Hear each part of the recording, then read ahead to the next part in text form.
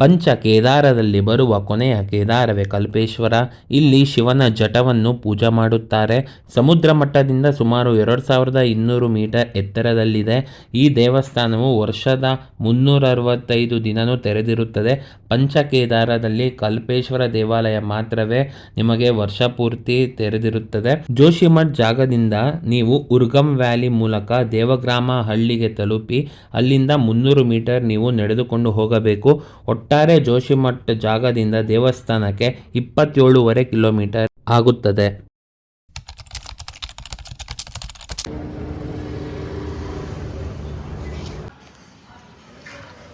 Beauty of the nature ನೋಡಿ, ಸಕ್ಕದಾಗಿದೆ. ಅದೇ ಇವತ್ತು ಬೆಳಗ್ಗೆ ಈಗ ಜೋಶಿಮಠಿಂದ ನಾವು ನರಸಿಂಹಸ್ವಾಮಿ ದೇವಸ್ಥಾನಕ್ಕೆ ಹೋಗ್ತಾ ಇದ್ದೀವಿ. ಇಲ್ಲಿ ನರಸಿಂಹಸ್ವಾಮಿ ದೇವಸ್ಥಾನದಲ್ಲಿ ಅದೇನೋ ವಿಶೇಷತೆ ಇದೆ, ನಾನು ಅದು ವಿವರಣೆ ಕೊಡ್ತೀನಿ. ಬಟ್ ಈಗ ಆ್ಯಸ್ ಆಫ್ ನಾವು ಎಂಜಾಯ್ ದ ನೇಚರ್. ಸೂಪರ್ಬ್.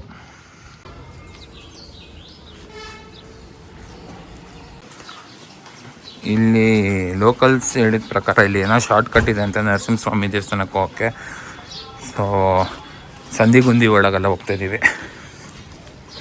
ಗುಬ್ಬಚ್ಚಿ ನೋಡಿ, ಗುಬ್ಬಚ್ಚಿ ರೇರ್ ಆಗಿಬಿಟ್ಟಿದೆ. ಅದು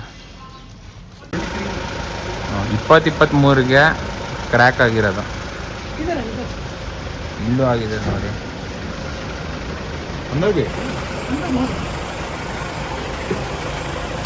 ಇಲ್ಲೂ ಆಗಿದೆ ನೋಡಿ ಕ್ರ್ಯಾಕು. ಏನಂತ ಇಲ್ಲಿದೆ ನೋಡು. ಅಯ್ಯೋ ಅಪ್ಪ, ಇಲ್ಲಿ ನೋಡಿ ಫುಲ್ ಬಿರುಕು. ಇಲ್ಲಿ ನೋಡಿ ಬೆಳಗಿನ ಜಾವನು ಫುಲ್ ಟ್ರಾಫಿಕ್ಕು ಬದ್ರಿನಾಥ್ಗೆ ಹೋಗೋ ರೂಟು.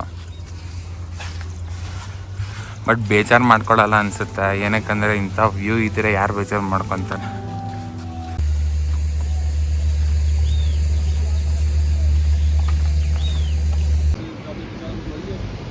ನಗುವುದೋ ಅಳುವುದೋ ನೀವೇ ಹೇಳಿ.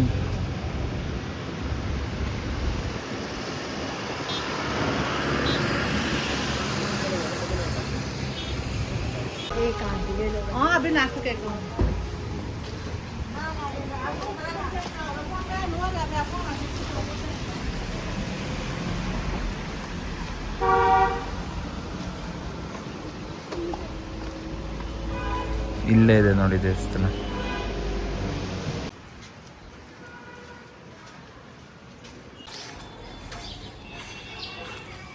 ಇಲ್ಲಿ ದೇವಸ್ಥಾನ ಹಿಂದೆನೆ ನಿಮಗೆ ಇನ್ನೂ ಹಲವು ದೇವಸ್ಥಾನ ನೋಡ್ಬೋದು.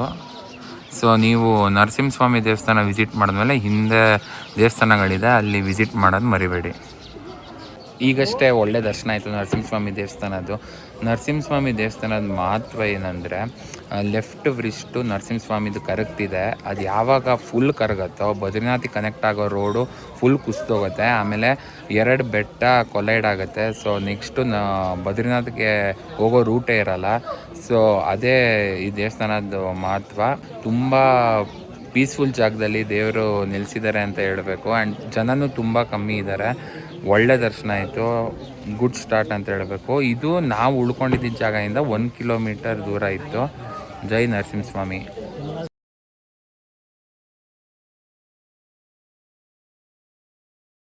ಜೋಶಿಮಠಿಂದ ಕಲ್ಪೇಶ್ವರ ದೇವಸ್ಥಾನಕ್ಕೆ ಹೋಗ್ಬೇಕಂದ್ರೆ ಮತ್ತೆ ಟ್ಯಾಕ್ಸಿಯಲ್ಲೇ ಹೋಗಬೇಕು. ಜನ ಪೂರ್ತಿ ಆಗೋವರೆಗೂ ಅವನು ಶುರುನೇ ಮಾಡಿಲ್ಲ ಗಾಡಿನ.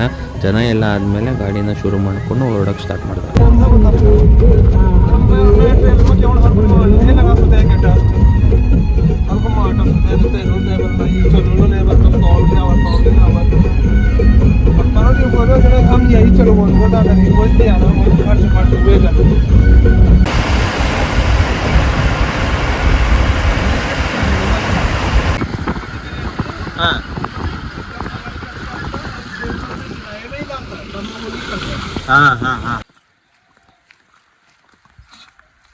ಕ್ಲೌಡ್ಗಳ ಮೇಲೆ ನಡ್ಕೊಂಡು ಹೋಗ್ತಾ ಇದೀವಿ ಅನ್ಸ್ತಾ ಇದೆ.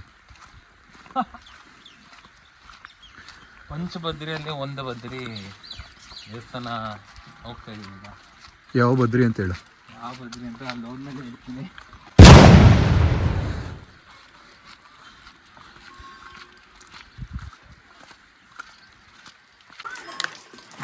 ಪಂಚಬದ್ರಿಯಲ್ಲಿ ಈಗ ಒಂದು ಬದ್ರಿ ದೇವಸ್ಥಾನಕ್ಕೆ ಬಂದ್ವಿ.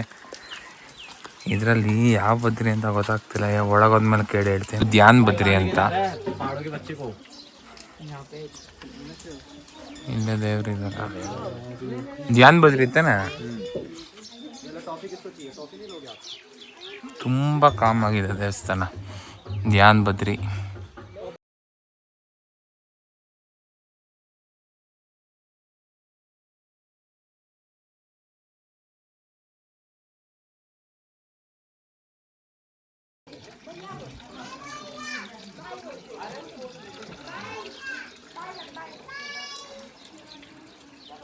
ಧ್ಯಾನ್ ಬದ್ರಿಯಲ್ಲಿ ದರ್ಶನ ಆಯಿತು. ಈಗ ಕಲ್ಪೇಶ್ವರಕ್ಕೆ ಹೋಗ್ತಾ ಇದ್ದೀವಿ.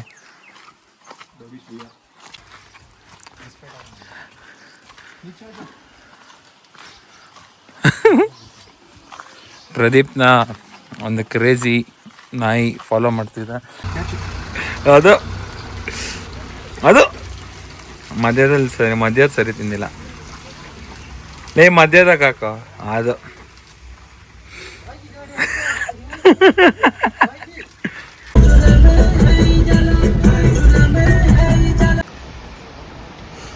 ಟ್ಯಾಕ್ಸಿ ಬಂದ್ಬಿಟ್ಟು ಒಂದು ಜಾಗದವರೆಗೆ ಬಿಡ್ತಾರೆ. ಅಲ್ಲಿಂದ ನಾವು ನಡ್ಕೊಂಡು ಹೋಗ್ಬೇಕು ಕಲ್ಪೇಶ್ವರ ದೇವಸ್ಥಾನಕ್ಕೆ. ಸೊ ನಾವು ಇವಾಗ ನಡ್ಕೊಂಡು ಹೋಗೋಣ ಬನ್ನಿ.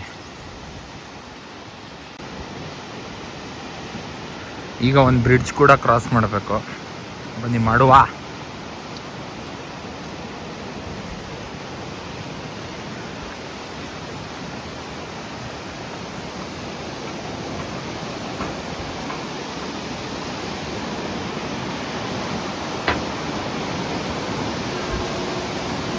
ವಾವ್, ಫ್ಲೋ ನೋಡಿ, ನೀರಿನ ಫ್ಲೋ ಸಾಕಷ್ಟು ಜೋರಿದೆ.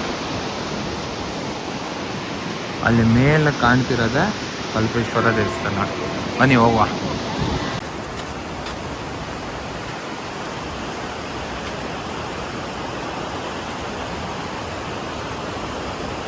ಓಪನ್ ಇದೆಯಂತ ದೇವಸ್ಥಾನ 2 ಗಂಟೆಗೆ.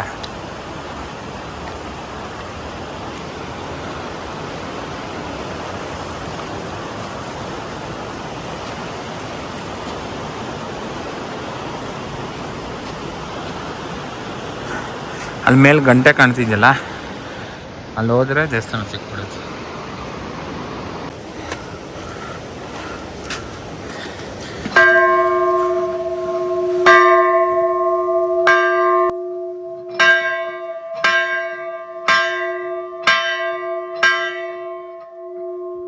ಹರರ್ ಮಹಾದೇವ್.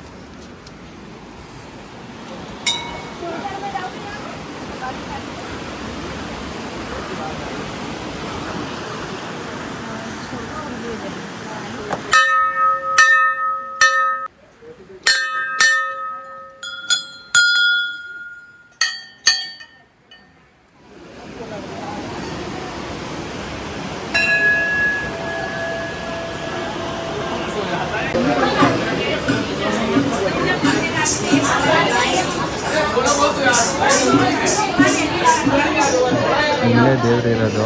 ಒಳ್ಳೆ ಸ್ಪರ್ಶ ದರ್ಶನನೂ ಆಯಿತು, ಅಭಿಷೇಕನೂ ಮಾಡೋಕ್ಕೆ ಭಾಗ್ಯ ಸಿಕ್ತು. ತುಂಬ ಖುಷಿ ಆಗ್ತಿದೆ.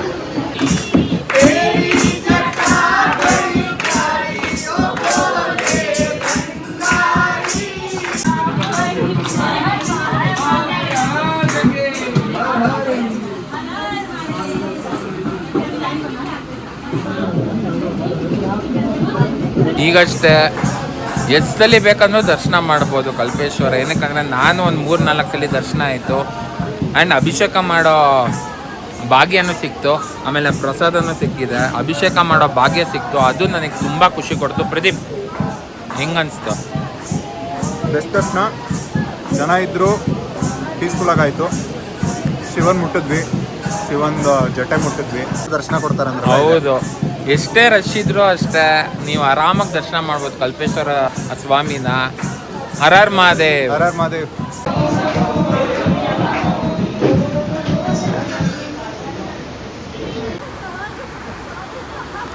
ಹರ ಹರ್ ಮಹಾದೇವ್.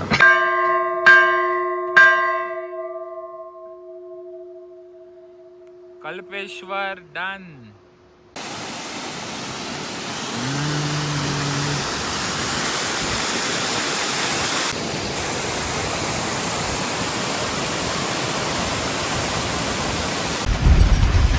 ನೋಡ್ರಿ ನೋಡ್ರಿ ನೇಚರ್ ವ್ಯೂ ನೋಡ್ರಿ, ಎಲ್ಲಿ ಸಿಗತ್ತೆ ಇದು, ಬ್ಲೆಸ್ಡ್.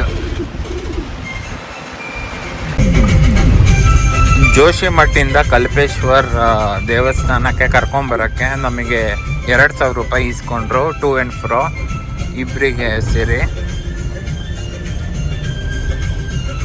ಜೋಶಿಮಠಲ್ಲಿ ಮಕ್ಕಳ ಜೊತೆ ಒಂದು ಸ್ವಲ್ಪ ಕ್ರಿಕೆಟ್ ಕೂಡ ಆಡಿದ್ವಿ.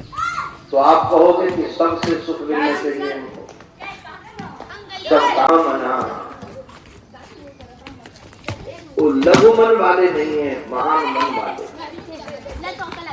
नंद घर आनंद भयो जय कन्हैया लाल। किसी संस्कार को विधिवत करने के विधान दिखाए होता है। हमारे आदर्श से बड़े हो, हमारे जीवन में ಇಲ್ಲಿ ನಿಮಗೆ ಮರ ಕಾಣ್ತಿದೆಯಲ್ಲ, ಇದು 2,500 ಹಳೆ ಮರ. घर में जो काम का कपड़ा ना हो।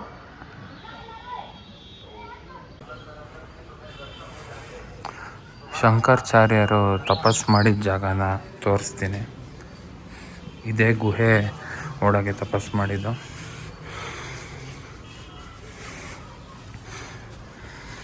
ಇದೇ ಗುಹೆ ಒಳಗೆ ಶಂಕರಾಚಾರ್ಯರು ತಪಸ್ ಮಾಡಿದ್ದು.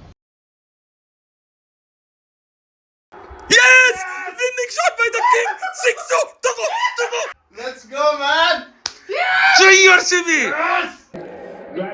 Prayers worked out. ಕಲ್ಪೇಶ್ವರ್, ತುಂಗನಾಥ್, ಮಧ್ಯಮೇಶ್ವರ್, ಹರ ಹರ ಮಹಾದೇವ್. 3 ಕಡೆನೂ ಯಾವ ರೇಂಜಿಗೆ ಕೇಳ್ಕೊಂಡಿದೀವಿ ಅಂದ್ರೆ ಹೇಳಕ್ಕಾಗಲ್ಲ. So finally back to back trophy. Next ಏನ್ ಗೊತ್ತಾ ಇರೋದ, first team to win 3 back to back trophies. ಹಾಗೆ ಆಗದ್ ಬರ್ದಿಟ್ಕೊಳ್ಳಿ. ಜೈ RCB. ಯಾವನ ಒಂದು CSK ಫೋನ್ ಎತ್ತೋ, ಗಂಡ್ಸಲ್ವಾ ನೀನು? ಅಷ್ಟೇ, ಅವರೆಲ್ಲ ಬಿಲ ಸೇರ್ಕೊಂಡು ಮಲ್ಕೊಂಡಿರ್ತಾರೆ. ಜೈ RCB.